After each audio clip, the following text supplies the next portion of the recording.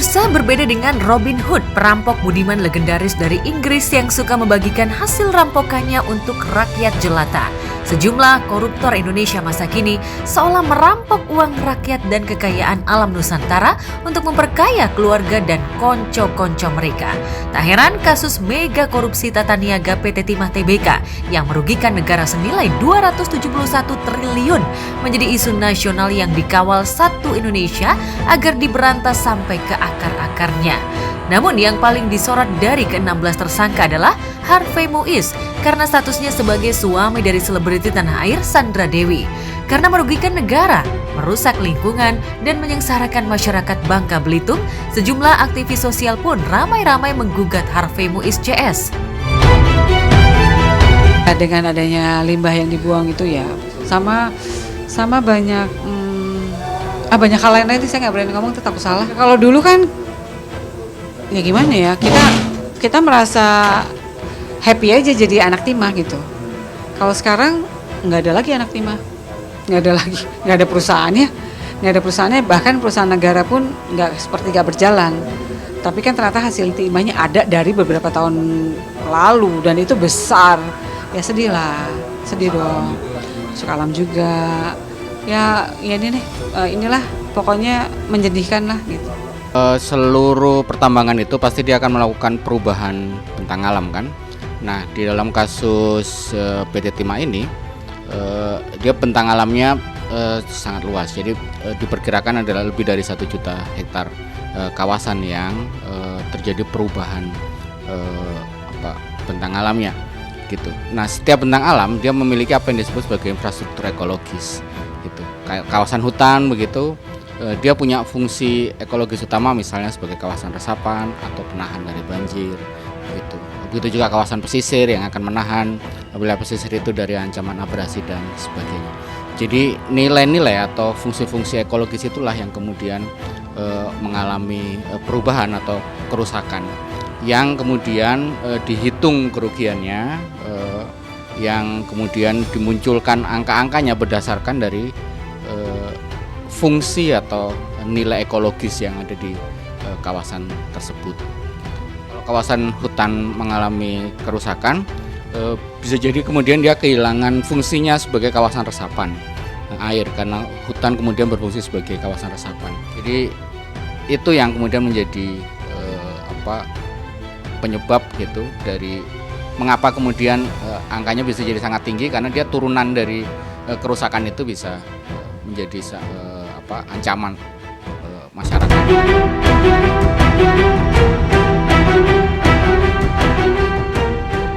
Masyarakat Bangka Belitung seolah tak terima jika tanah kelahiran mereka dirusak begitu saja oleh oknum-oknum tak bertanggung jawab demi memperkaya diri sendiri.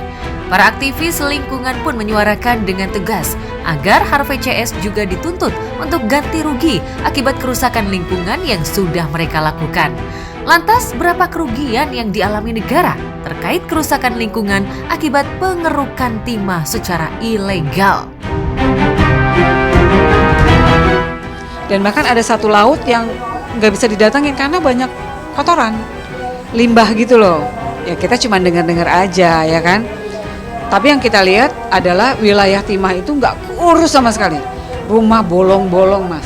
Itu atap udah kayak rumah hantu, bukan kayak ya rumah hantu beneran. Dan gak satu rumah, berpuluh-puluh rumah. Angkanya mungkin akan bisa jadi jauh lebih tinggi dari 271 triliun.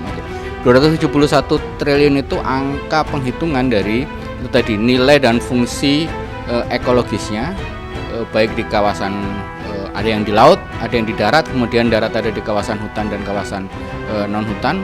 Kemudian dihitung juga biaya yang dibutuhkan untuk melakukan pemulihan terhadap kerusakan itu.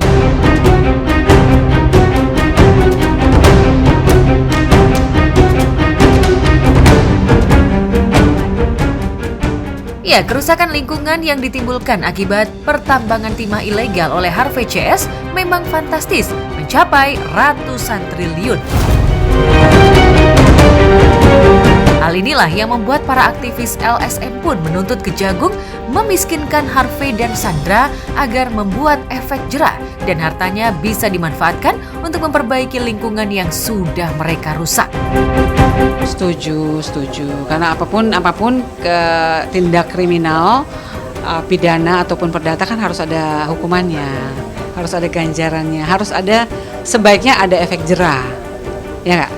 Ya kan? Kalau nggak jerah-jerah, nggak tahu juga deh, gitu. Gini sebenarnya, hukuman yang pas untuk para koruptor sebenarnya adalah hukuman memiskinkan.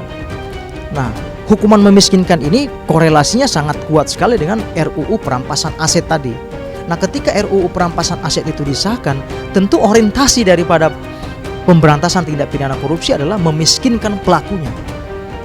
Karena seperti yang saya katakan tadi, bahwa aset-aset yang disita itu tidak hanya berkaitan dengan perbuatan yang dia lakukan, tapi semua aset yang tidak ada kaitannya pun akan disita. Guna apa? Guna mengembalikan kerugian negara. Tapi sekarang kan tidak bisa. Hukumannya menurut saya sangat rendah ya. Karena apa? Karena ada potongan-potongan masa penahanan mereka selama menjalani proses penahanan.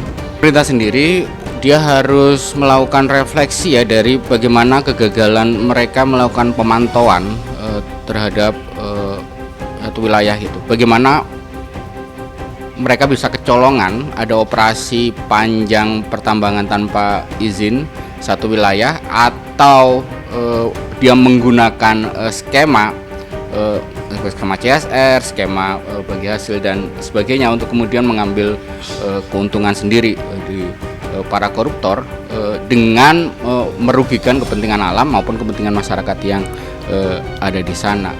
Aduh, aku kalau dari segi wanita ya, dari segi wanita sebenarnya pengennya sih enggak ya, karena kasihan yang masih punya anak gitu, yang namanya kalau suaminya udah menjadi tersangka gitu, pastikan keluarganya juga akan susah, apalagi nama baik udah jadi jelek gitu, tercoreng.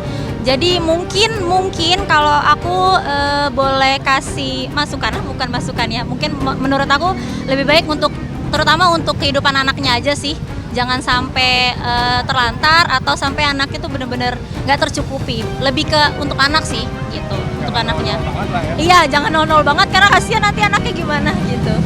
Daripada dimiskinkan, lebih baik diusut lebih dalam sampai yang benar-benar gimana ya? Semuanya itu tuh jelas gitu, karena kita nggak tahu kan uang dia yang benar sama yang enggaknya itu yang mana. Kemarahan dan kekecewaan tak hanya datang dari para aktivis lingkungan. Sederet artis berdarah Bangka Belitung rupanya juga geram dan kecewa dengan aksi Harvey CS yang sudah mengeruk hasil tambang timah mereka demi memperkaya diri sendiri. Di antaranya artis Ranti Purmasari yang lahir dan menghabiskan masa kecilnya di Bangka Belitung. Ranti memang tak menampik jika Bangka Belitung adalah penghasil timah terbesar di Indonesia, lantaran ayahnya juga seorang pengusaha timah yang memiliki tambang timah sendiri. Lantaran usaha ayahnya inilah Ranti bisa merasakan hidup nyaman dan mewah. Pertambangan timahlah juga yang membuat sebagian masyarakat Bangka Belitung bisa hidup sejahtera. Gini, saya lahir dari keluarga timah. Ibu saya pegawai negeri PN Timah. Ayah saya wira swasta, punya tambang dulu waktu kita masih kecil-kecil di Bangka. Dan kita hidup dengan fasilitas PT Timah. Itu asik banget, keren. Tambahan juga papa saya pengusaha kan. Papa punya tambang sendiri, mama di cover sama PN Timah. Kita punya rumah besar, dan itu rumah itu tuh bukan cuma rumah saya besar, satu deret gitu, dan sebelah sana lagi tuh rumah gede-gede, tanahnya besar-besar. Dan kita tiap tahun ganti cat apa segala macam di fasilitasi timah. Sampai akhirnya kita pindah ke Jakarta, saya umur masih 5 tahun, berarti itu tahun 78. Lama ya. Terus mama pindah ke Jakarta, sampai saya SMA, kuliah, PN Timah mulai drop tuh, mulai nggak ada lagi timahnya katanya. Ya sudahlah ya, kita juga nggak ngerti di urusan pemerintah. Tapi kemarin waktu saya balik ke kampung untuk ngurusin aset ibu saya yang masih di sana, itu kondisinya memang sangat menyedihkan, Mas. Sedih banget. Saya masih punya nih foto-fotonya. Jadi wilayah PT Timah kita punya komplek gitulah ya. kayak kota mati.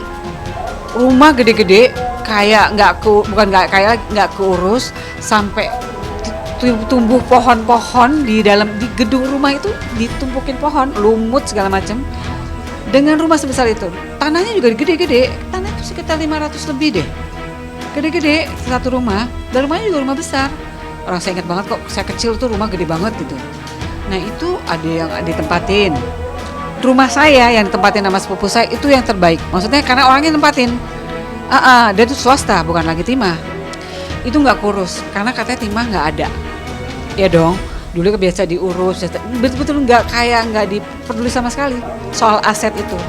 Jadi nggak tahu pemerintah situ, nggak tahu apa. Tapi yang saya dengar ada penambangan ilegal itu.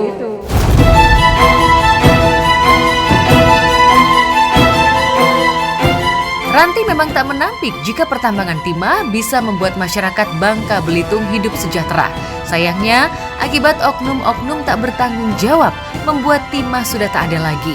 Meski Ranti enggan membeberkan lebih jauh apa penyebab hilangnya timah di tanah kelahirannya. Tak hanya itu, Ranti merasa sedih dan tak menyangka jika komplek tempat tinggalnya di Bangka Belitung saat kecil tak terurus dan terbengkalai. Astagfirullahaladzim sih, cuman bisa bilang itu ya, karena saya juga nggak punya kompetensi untuk bicara banyak ya. Cuman sedih aja, sedih karena itu wilayahnya luas loh mas. Wilayah kompleks timah kan saya di kampung ya, di Belinyung namanya.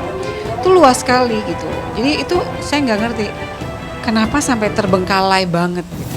Mungkin seperti itu ya, asal pemerintahannya sehat nih, gitu kan. Kalau pemerintahan sehat kan juga akan berjalan dengan sebagaimana mestinya. Tapi ini kan nggak tahu kemana gitu. Saya cuma tahu kalau timah dulu bikin kita sejahtera hidup, lalu kemudian timah sudah tidak ada lagi katanya. Dan sekarang komplek kita terbengkalai, udah kayak rumah hutan, rumah hantu. Tapi ternyata sekarang timahnya ada. Dan bukan sekarang, kemarin-kemarin tuh timah ada gitu maksudnya.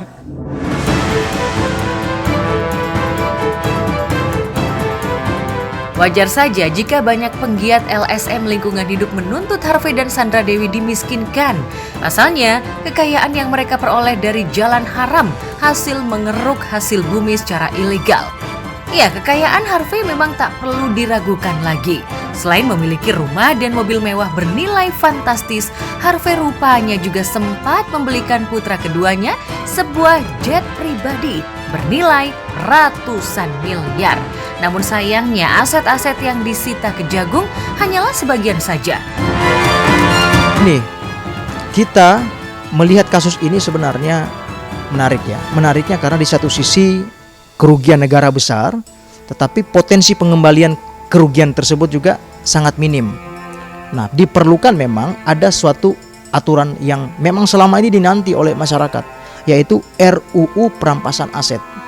Nah, kalau RUU ini sudah disahkan, saya meyakini bahwa aset-aset milik para tersangka ini akan disita tanpa terkecuali. Kenapa? Karena ada kerugian negara yang cukup besar. Nah, dan nanti dari aset itu bisa dipakai buat menutupi kerugian negara.